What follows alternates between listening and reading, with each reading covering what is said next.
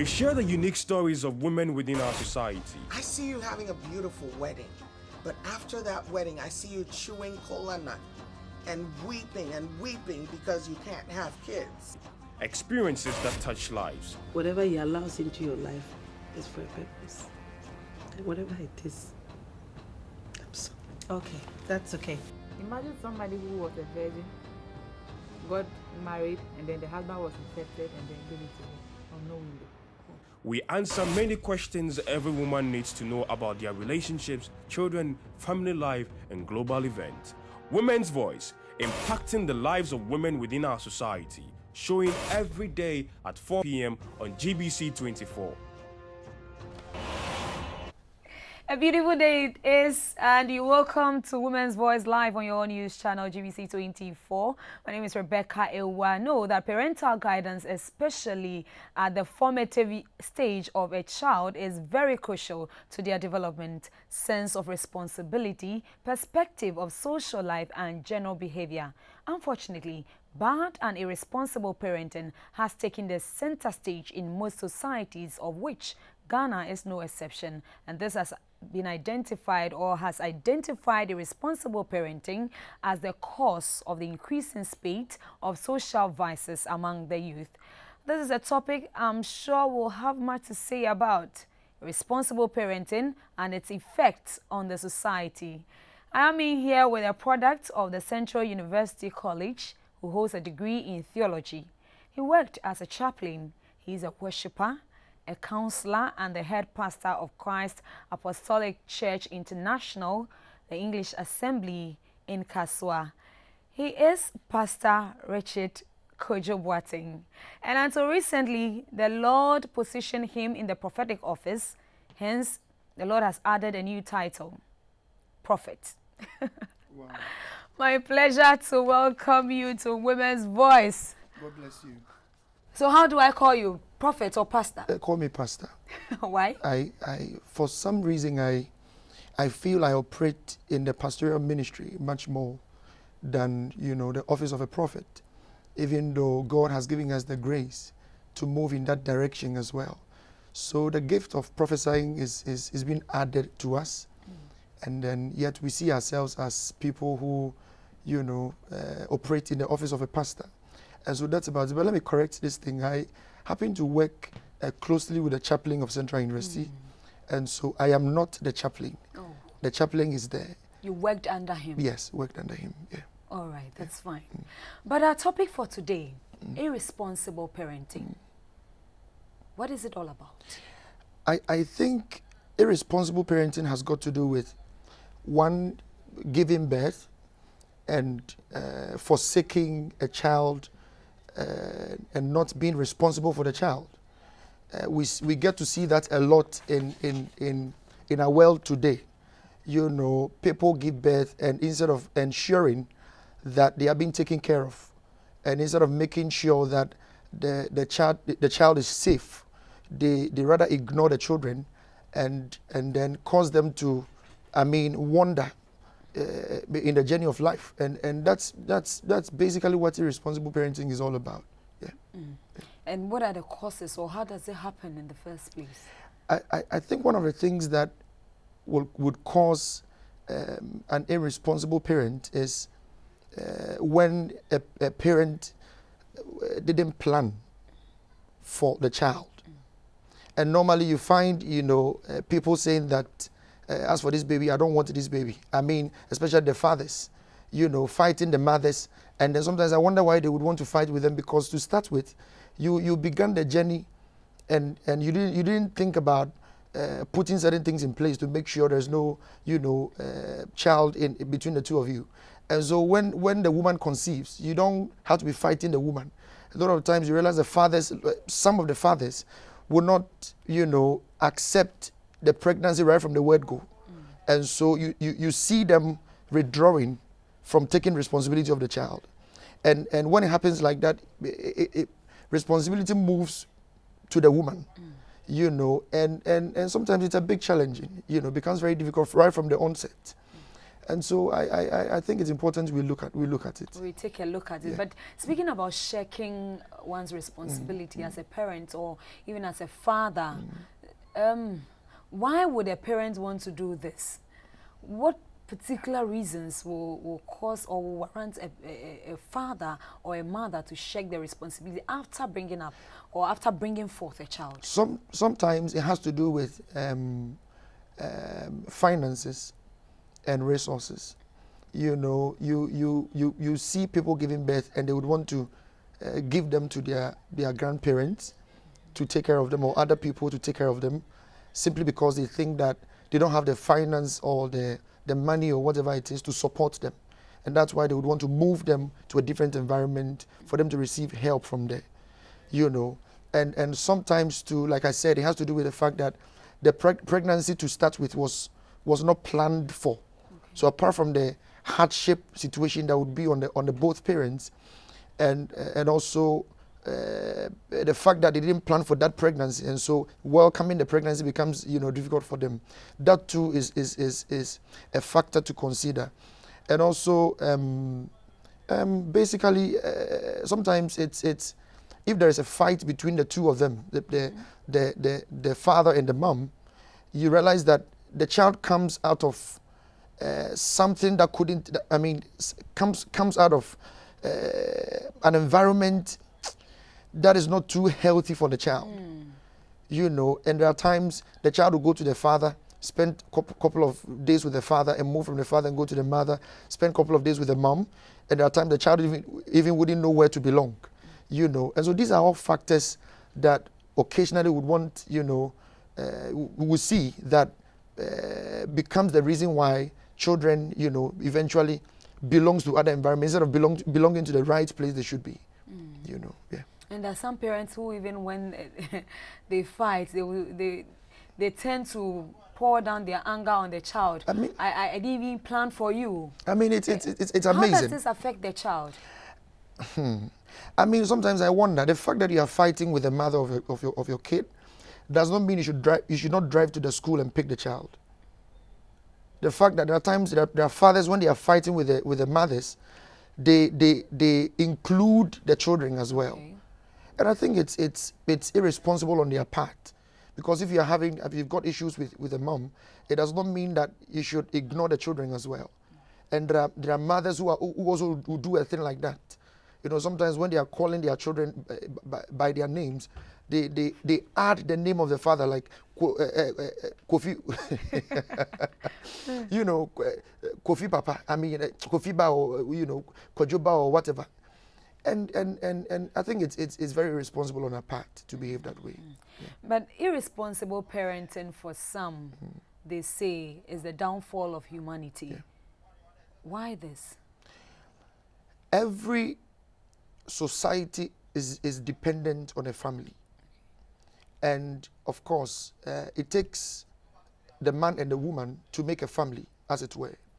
And so if you happen to be in a family, the mother and the father should be there for you in trying to nurture you and bringing you up in the virtues of society, you know, to ensure that you grow up to become somebody responsible in future.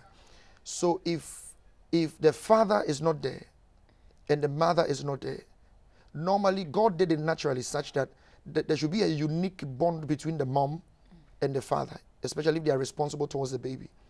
You realize that there's this uniqueness, right? I mean, this Sunday I was preaching, and the front line, one of my leaders, the child was running into the service from Sunday school, running into the service, you know, to come and talk to the daddy, and broke all protocol, and you came to the daddy, and you realize that it's an affection they have.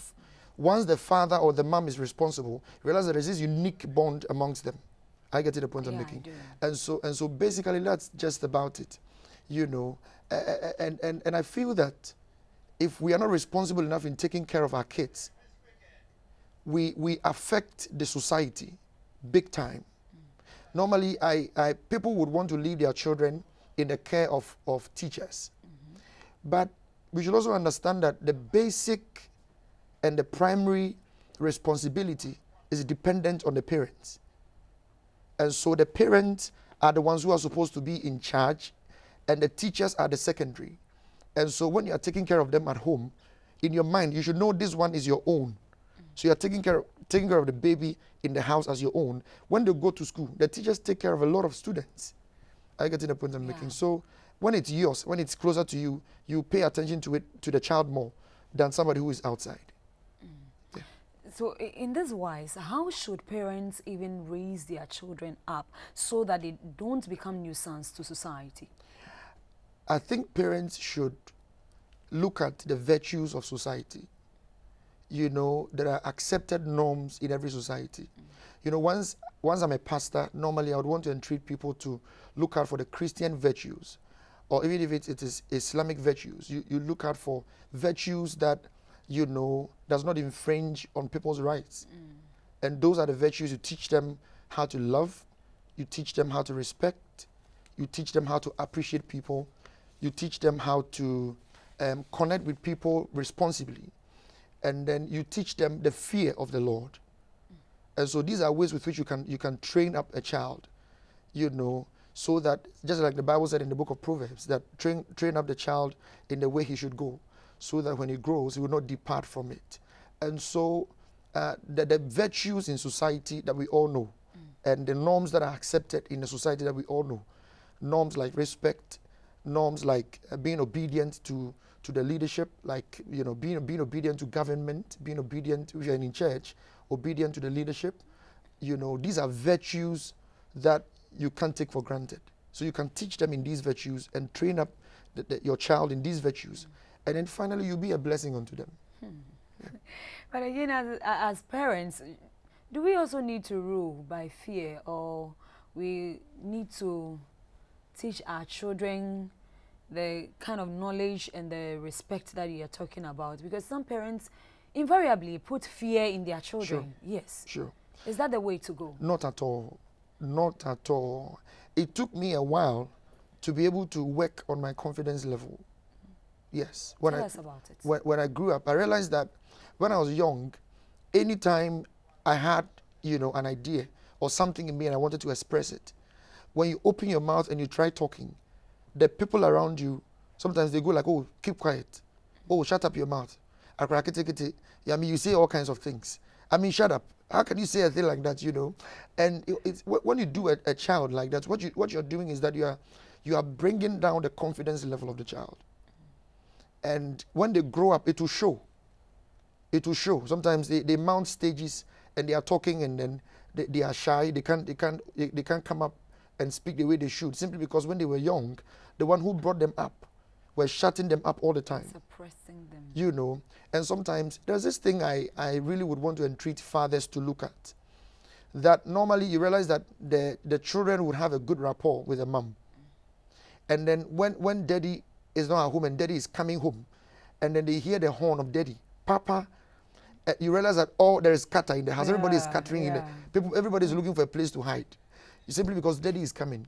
And daddy has been looked at over the years as somebody who is the boss, who is in charge, who is a tough man, you know, who is somebody who would want to discipline you all the time. And I think it's very, very, it's not fair.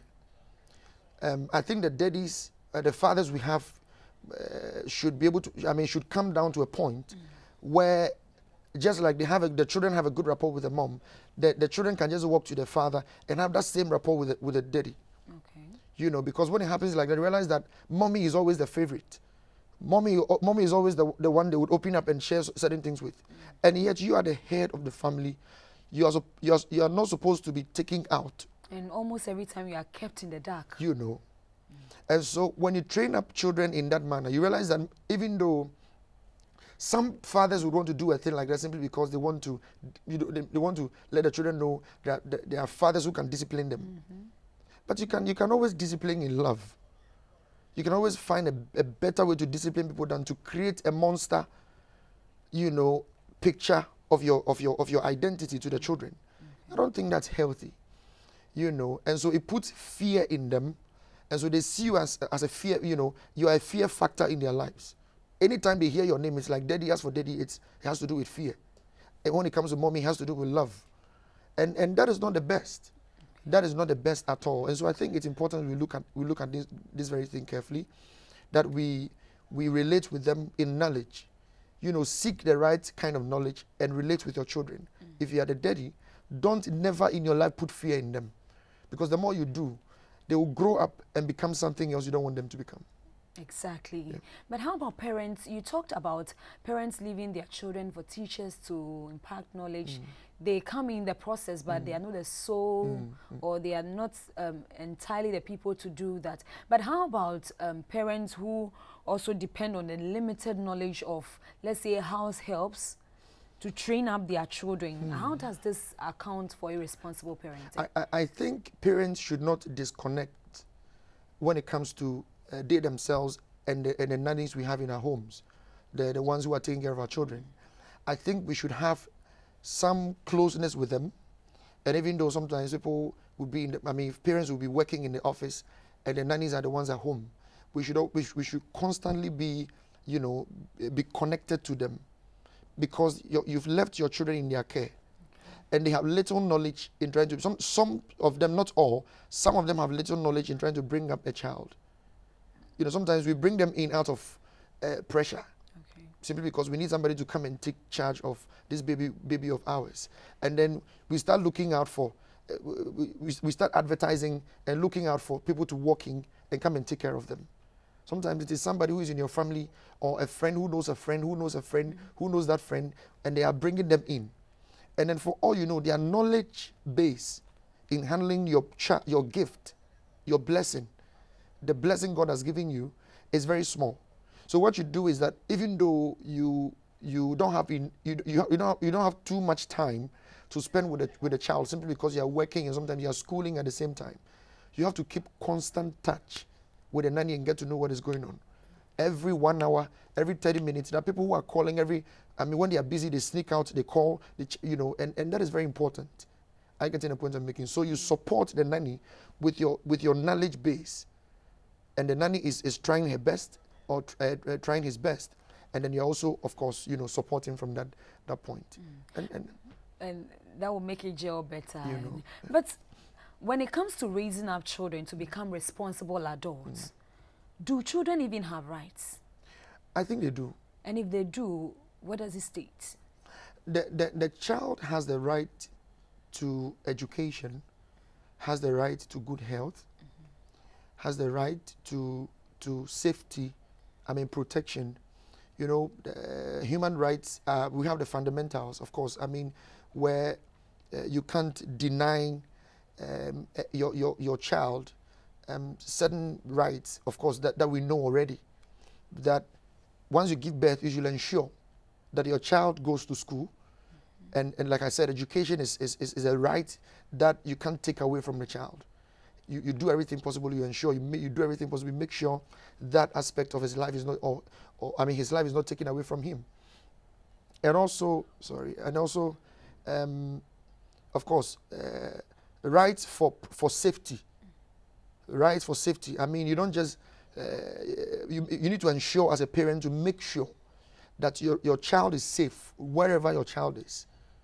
If your child goes to a school where, the teachers don't really care, they don't really mind whether, and simply because they think their remunerations are not coming, and because of that, they are not motivated enough to take care of the children, and all of that. I think they have the right to safety, like I said. So you ensure there is safety, you ensure there is education for them, you ensure there is shelter for them, and then basically you also ensure the basics. You ensure there is good nutrition for your children.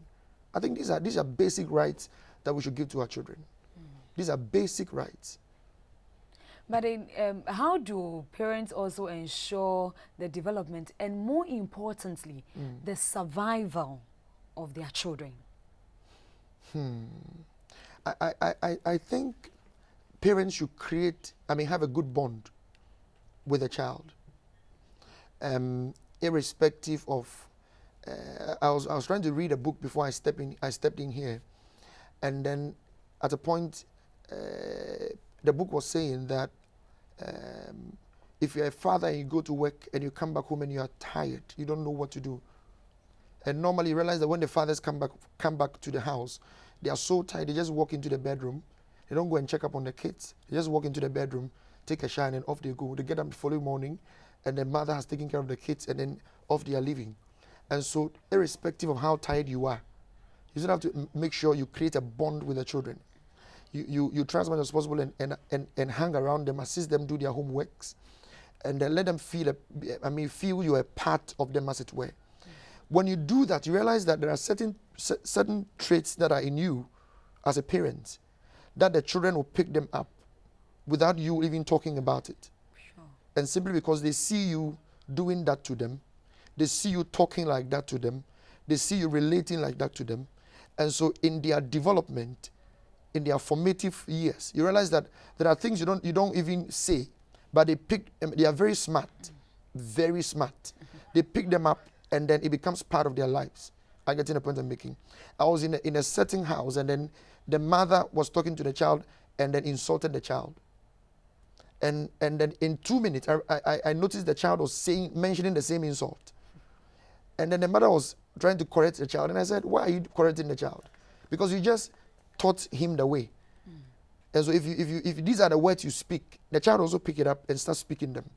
So when we hang around them and then we of course we connect with them verbally and non-verbally, we get to develop them in a way.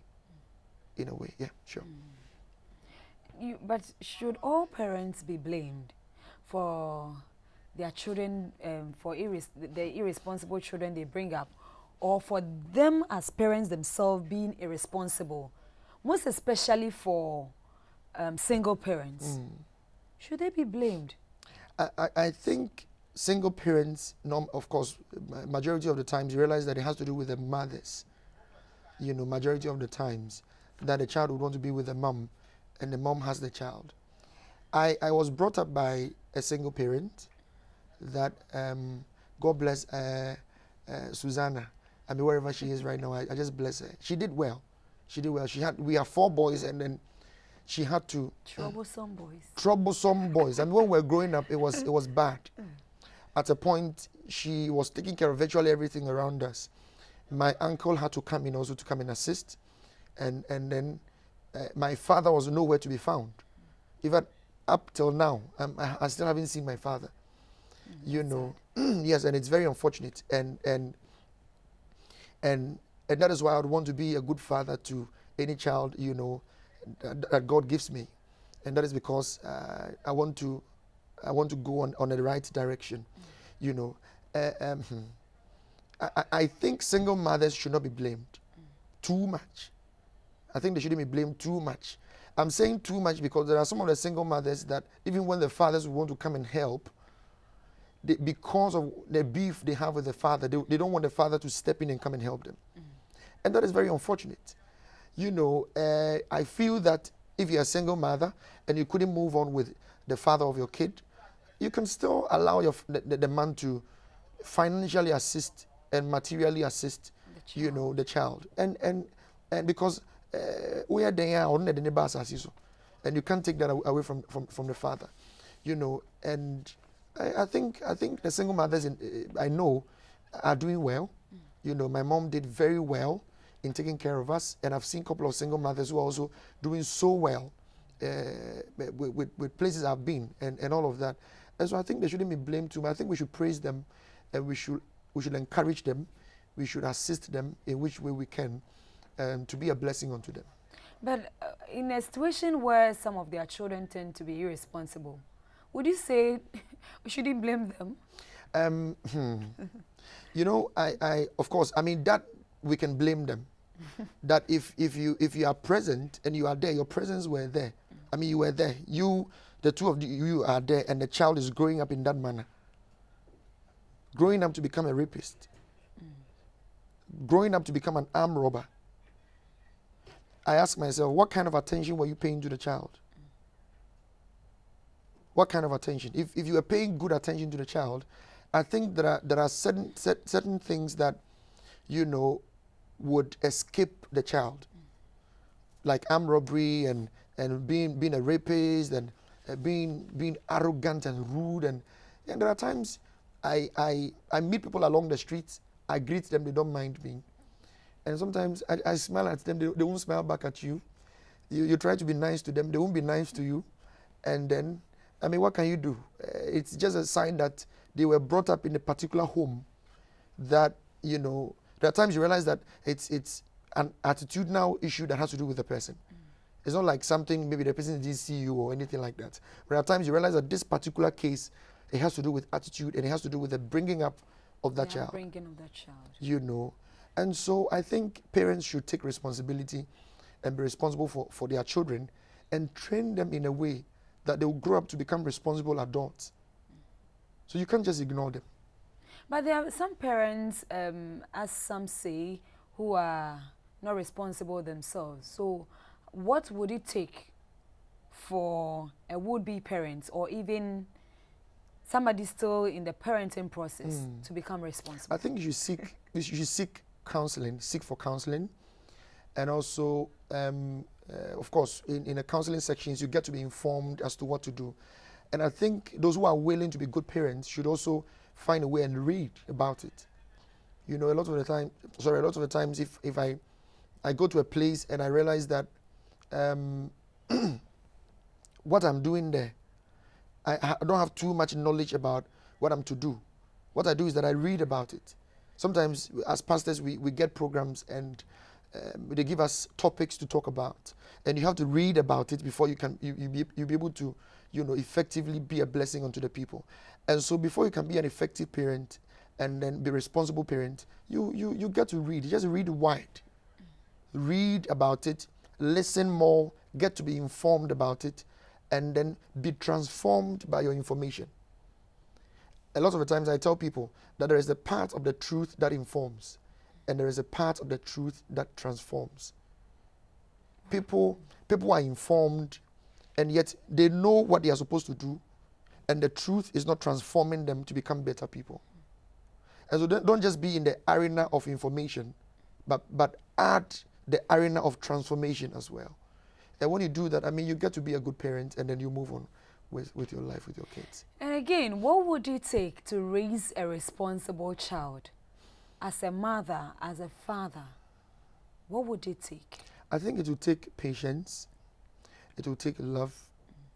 It will take proper attention to the children, and the virtues we know already.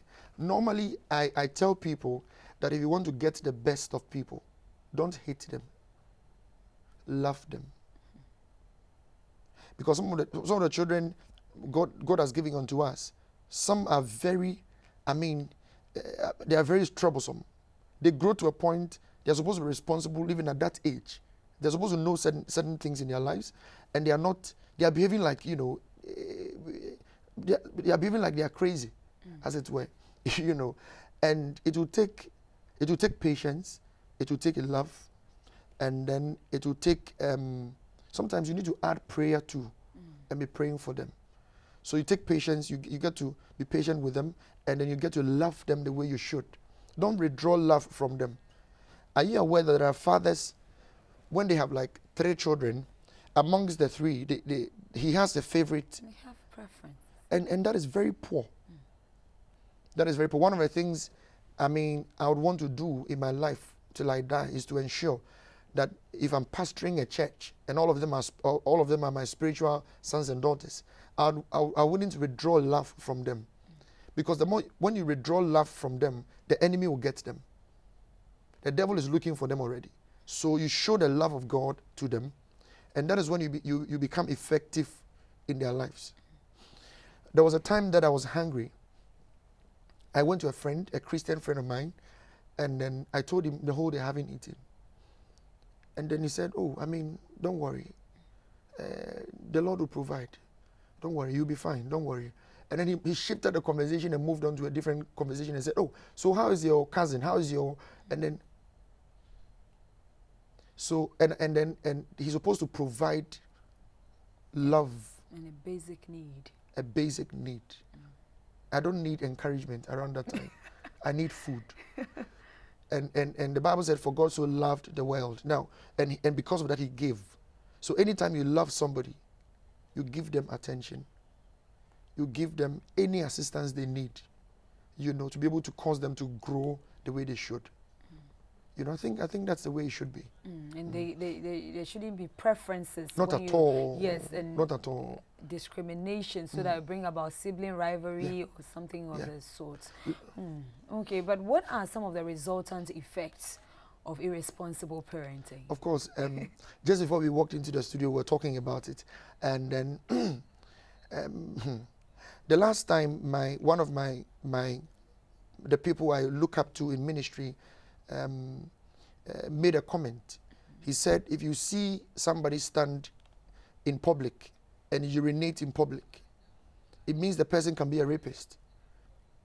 If the person is not shy, the person is not, scared of anything and shy, and then in public, urinating in public, where the person is not supposed to be urinating, it means the person can be a rapist. I think that so many social vices we see around us, the source is from irresponsibility that was on the part of the parents that brought them up. And that is because if you really paid attention to your kids and brought them up in the virtues that we know, the general virtues we know, respect, being submissive and being responsible, being obedient and being caring and loving, if you're not able to instill such virtues in them, they will grow up to become anything. To become armed robbers, to become, like I said, of course, rapist. And sometimes people do abortion, and it has nothing to do with maybe something that would affect their health. And the only reason why they are doing the abortion is because they think it's something that, they think it's the only option. You think it's the only option, and that's because they saw around them a father who would encourage a mom not to bring this one out, fighting them simply because not to bring that one out, and that continued. I get in the point I'm making. So I think it's something we really have to look at. But what must we bring up children or bring forth children who become a nuisance to society if you are not ready for it? Do you necessarily have to engage in an unprotected sex to bring up a child? Then it becomes a burden of the society. Sometimes I wonder why people would want to give birth and they are not ready to welcome the baby. Sometimes I wonder, and it becomes an issue and a burden on them. If you are not ready for that, you put down certain measures that will help you not to bring out a child who will come and be a burden onto you. And so I think parents should plan ahead of time and should look out for the activities that comes along with sex that would want to prevent, pregnancy when we are not ready, so that the child doesn't become a burden onto us. I think these are measures that parents should look at, so that it becomes, best for us as parents. Are you getting the point I'm making? So I think that's how it should be. We should put certain measures in place. If you're not ready, you don't go in for it. As a pastor, normally I would want to encourage people to abstain. Of course, if you are not married, you abstain, and that becomes that becomes a weapon in your hands. So you haven't gone to sleep with anybody, you haven't impregnated anybody, and then there's no child at the end of the day. And you are walking with freedom, and then until you are ready, because taking up a child and taking care of a child is a responsibility. The last time a friend of mine was saying, Pastor, it is a whole job. Motherhood is a whole profession, and then sometimes she would tell me some of the things, and I'm like, wow, I think it's true. It's true. You can't just take it for granted. Okay, but what if you are not able to abstain? And subsequently, as I earlier indicated, you engage in unprotected sex. You take seed, and you are not ready for the child. Is abortion permitted? Because when the child is born, he will end up suffering. I would say yes and no.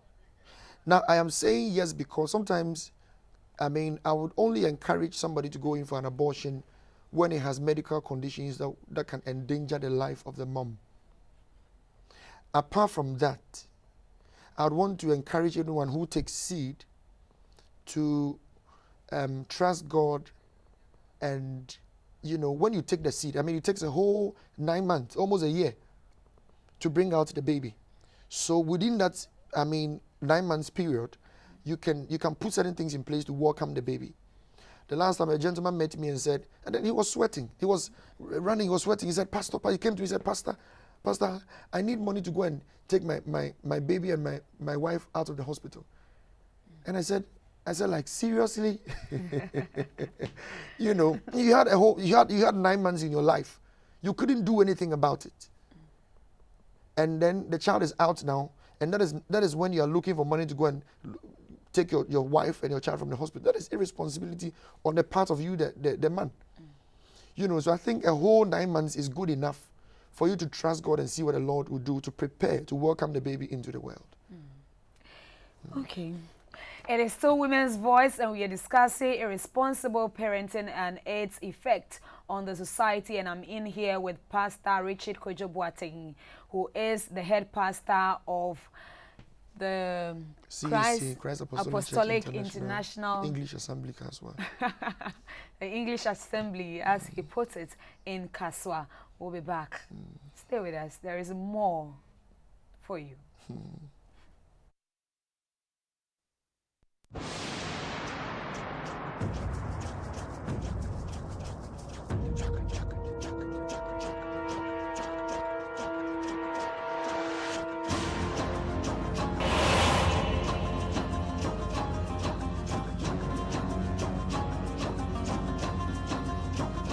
We share the unique stories of women within our society. I see you having a beautiful wedding, but after that wedding, I see you chewing cola nut and weeping because you can't have kids. Experiences that touch lives. Whatever He allows into your life is for a purpose.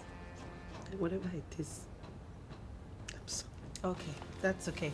Imagine somebody who was a virgin, got married, and then the husband was infected, and then gave it to him unknowingly. We answer many questions every woman needs to know about their relationships, children, family life, and global events. Women's Voice, impacting the life. Okay. Hey, welcome back to the only program that articulates issues affecting women, their families, and their children. And bear in mind that you can catch us live on Facebook. You can send in your comments, and you can as well send us an email, and we'll be glad to respond to anything that you send us. We're still discussing irresponsible parenting and its resultant effects on the society with Pastor Richard Kojo Boateng. Before we went on a break, we were talking about whether abortion is permitted, especially when you can't take care of the child, and you might have engaged in unprotected sex, and obviously you need to bring forth that child. And you were saying no to some extent and yes to some extent. But how is bitterness linked to irresponsible parenting? I think, of course, just like I was saying, giving examples in our previous conversation, one of the things I have noticed is that if the mother has an issue with the father, and there is bitterness in the heart of the dad, you realize that the father wouldn't want to come close to the child. To some extent, there are some fathers who would want to come close to the child simply because the child is with the mom. And the bitterness in the heart of the father will not, encourage him in any way to come close and be responsible for the child. And so that allows, that is what bitterness can do to some extent. And there are times, because of the bitterness that the mother has got because of the father, whatever beef it is that happened between the two of them, you realize that the mother, sometimes when the mother is frustrated, the mother would want to exert some unnecessary, pressure on the child, simply because of how irresponsible the father was.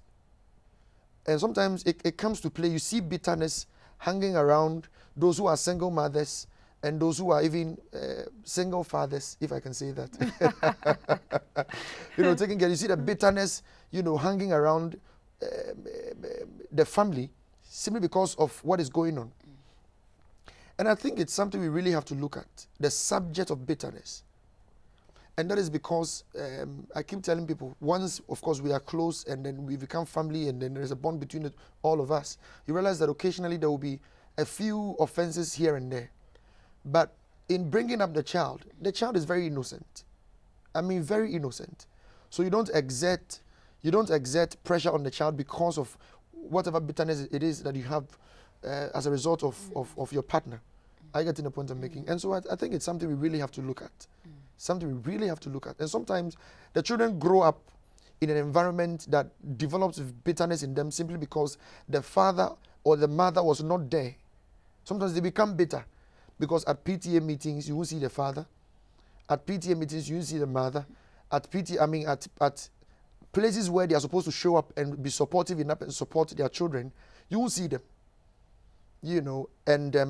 And there are some. It goes to affect the child in so many ways. I remember there was a time I went to school and I had a good report, the terminal report. And I was coming home to look for somebody to show the report to share the good news with. To share the good news with. And then, at that time, Mommy had left the country. And then Daddy, of course, was nowhere to be found. Mommy was outside the country. And I had to, at a point, I had to go and spend time with friends. Sometimes if you're not careful, you get to have peer pressure from that direction as well. And so I think it's something we really have to look at. At a point, I had to talk to God to help me to forgive, even my father, to forgive him, and to have a good heart towards him wherever he is right now. And that's because since I was born, having heard from him, having spoken to him before, and it's very unfortunate anyway, but of course, it's all part of it. But thanks be to God, God brought some people around me to support, like my uncle, my grandmother who just passed away, so wonderful people came around. It was beautiful. It was beautiful. So, that's just about it. Yeah. Okay, but how do we deal with irresponsible parenting? What is the way to go? Because now, as we have indicated, it's on the increase. Yeah. And as you said, it's also a part of the downfall of humanity. Nations are suffering because of irresponsible parenting. Societies are suffering because of this. How should we deal with this menace? I think the agents we have in society, apart from the people in government that should put measures in place to check on parents, I think the various religious bodies should also look at areas with which we can put certain measures in place to make sure we address some of these issues from our platforms, in the mosque and even in church and in the traditional, of course, religion as well. They can also provide a platform where they address issues that assist parents in being responsible to their kids. And so when they come to church, we don't just have to be preaching about, the 10 principles to prosperity. We don't just have to be preaching about the greater anointings. We don't and then the stuff that comes along with church, occasionally. I think we should spend time and encourage parents who come to church, teach them the lessons that comes along with parenting, and also counsel them occasionally as to what to do with their kids. Of course, we get to talk to people and occasionally as to what to do with their children, because some of their children are very stubborn. When they are growing up, they are very stubborn. So they get to come to us and then we counsel them. So normally, apart from the government putting things in place to help us, I think that the religious bodies should also put certain measures in place to assist parents in our various churches, in our various mosques. The places where they come to worship. We should create avenues and platforms for them. And apart from that, the parents themselves should be eager to seek for counseling. I think that would help a lot. That would help a lot, yeah. If there is irresponsible parenting, then there must be, will I call it good parenting as well? Sure. So can you run us through a list of good parenting skills for people like us who are not yet parents, but The Lord is your shepherd. and I shall not want. Anyway, I think that it is important to connect with your children. Normally, I would tell parents that you become a parent when the child is conceived, when the baby is conceived in the womb. Normally, you find only the pregnant women going to the hospital to check up on themselves. You don't see the fathers following after them. Right from the womb, there should be a sense of connection between the mom. Of course, that one is natural already.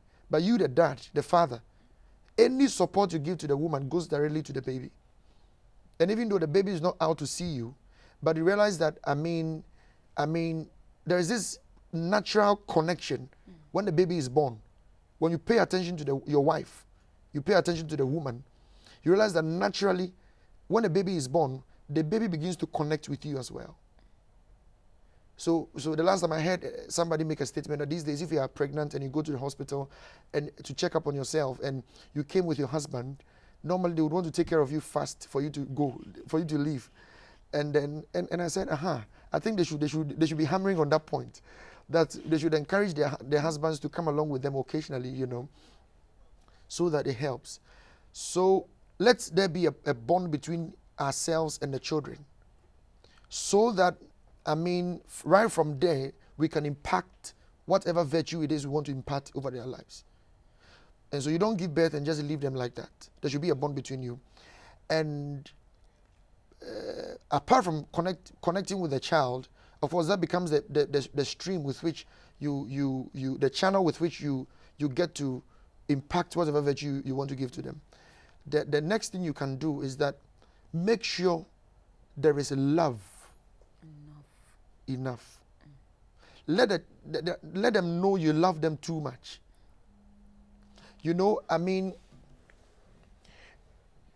If you have a visitor and you are sitting in a hall and you're having a chat, and then your child is running to you, there are some people when the child is running to them, they'll say, "Get out of here! Go! No, go!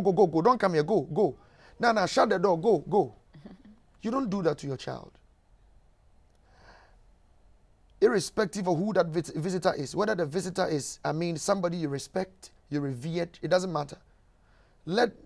Welcome the child, pick the child up, put the child on your lap, pay attention to the child. You can tell the visitor to excuse you and give you a couple of minutes. You want to handle this baby with care. If I do it in a way that the visitor will know that this is how to treat children. I get in the point I'm making. So let the bond and the love be there. I know of certain fathers who will never hug their children.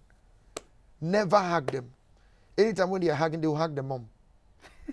Anytime when they are, the mom would want to kiss them, because naturally the bond is there. But the father is always. I think there should be that connection. The father should also show some kind of love, paternal love, that the mothers can give. Normally, I say that this is the man versus the woman. Let's see who can show this boy love. Struggling for survival. I'm telling you. And let's show them love, and we shouldn't take that away from them. I think when we go in that direction, we get to be good parents, and then we shouldn't hate them, irrespective of how angry you are at them. Don't take love away from them. Great. Yeah. But as a man of God and a counselor, what exactly does the good book say about bad or irresponsible parenting? Are there verses even in the Bible that hits at it? Yes, of course. When you read the book of 2 Samuel, of course, you get to read about Eli, and sometimes they call him the high priest Eli. He had 2 children that were very irresponsible, and at a point they would just go into the tabernacle and start misbehaving. Start messing up the place. And then there are times they go behind their dad and they start leading people astray, which was very irresponsible on their part. And that is because, I don't know, normally, the last time somebody said, a pastor's children, sometimes they go wayward. But it is not true. it could be true to some extent. Yeah. It could be true because to some extent. You don't have the time for your of course. children. Yeah. It could be true to some extent. But I know of pastors that have brought up their children in a very wonderful way, even though they didn't have the time. Sometimes I wonder how they did it. All respect goes to Reverend Gatti, the General Secretary for Assemblies of God, Reverend John B. Gatti. I mean, when you look at the connection with the children and how the children are being brought up, I mean, they fear God. They are wonderful. I mean, if they haven't seen you in a very long time and you walk into their home, they'll be running at you. And it's so beautiful. I mean, and it's wonderful. And so I think it's important we connect and get to assist them, irrespective of how time is not on our side sometimes. We still have to be on point. But given the example of Reverend Gatti, is that to say that some parents are better than others in raising children? I think so. Just like the fingers, all of them are not the same, of course, measurement. There are people who know what to do, and they've learnt about it, they've read about it, they've been informed about it. In fact, they were raised up with parents that really took care of them, so they know what to do with children. And there are people who are brought up in a different environment at all, and now they are supposed to be parents. And so when it happens like that, it becomes very difficult for you. You know, it becomes very difficult. So you should get to know what to do as a parent before you can be responsible. Else you just be throwing things anyhow, and then it wouldn't help. But when today's ideas on this topic, what would be your message for all parents, single or together? I think parents should not be irresponsible. I think, and that is because if you bring up irresponsible children, they will turn up against you in future. And so I think parents should be responsible enough to connect with the children, not to withdraw love from them, and then to ensure that the virtues we have in our communities, I mean the virtues, the societal virtues we know, is instilled in them. And then I think as we do that and we pray as well, the Lord will be a blessing unto us for us to raise up wonderful kids and then have a good family. Great. Thank you so much for passing through. God bless you. You are a worshiper, right? Yes. Let me put you to the test. Give us an a cappella. What is your favorite song? I can't believe you are doing just this for today. women and children and their families on this lovely show called Women's Voice. When I was coming here, I was singing a song. The Lord is mighty in Zion. The Lord Jesus is King over all the nations. And so that's just about it. I think you can continue from your homes. All right, so that was Pastor Richard Kojo Boateng. We have been discussing irresponsible parenting and its effects on society. I am not a parent myself, but I counsel and take care of other people's children. And I just want to say to all parents that all parents out there, just be responsible about parenting. If you aren't ready for one, be careful about having sex. There are still people who still wait. You obviously can abstain. And if you are already a parent, spend time. Please spend time with your child. Teach them. Have a good relationship with them. And most important of all, love them. My name is Rebekah Awuah, and it has been a wonderful edition on Women's Voice.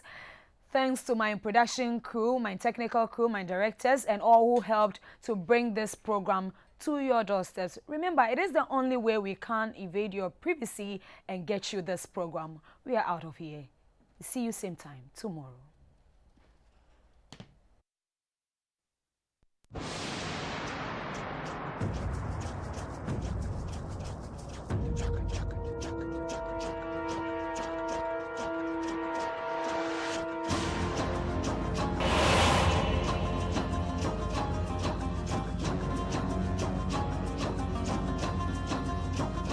We share the unique stories of women within our society. I see you having a beautiful wedding, but after that wedding, I see you chewing cola nut and weeping because you can't have kids.